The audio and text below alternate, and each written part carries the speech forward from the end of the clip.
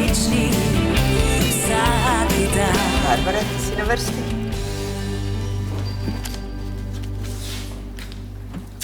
Dokler se moja dva nista ločila, smo živeli v veliki hiši z vrtom in bazenom. Potem pa se je moja mama odločila, da se bo novo poročila z očetom našega sošolca Nikota, Petrom Česnom.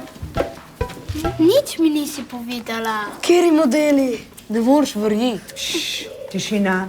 Nadaljuj, Barbara. Naša nova hiša je majhna, pa zato družina velika. Imam 3 brate in ne vem, kaj bi z njimi počela. Najtežje mi je z Nikotom. Mama pravi, da je to zdaj moja družina. Jaz pa molčim in trpim to moško okupacijo.